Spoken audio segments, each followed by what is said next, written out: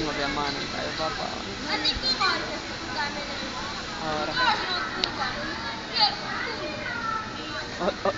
Eller stavo dicendo che otra vez sta gravando algo.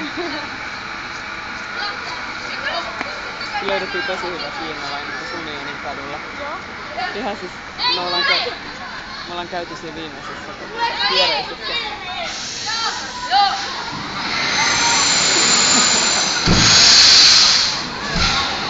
Viereisessä kebabbipaarissa, se oli kans tosi hyvä. Maatto ilmassa, tietysti se fiilis on varmaan se, että lähtee lentoon. Niin mentiin sit ihan kokeilemaan ja se oli tosi hyvä. Pieni paikka, ihan älyttömän maukas ruoka. Käytiin jossain nuudelibaarissa ja otin semmoista jotain.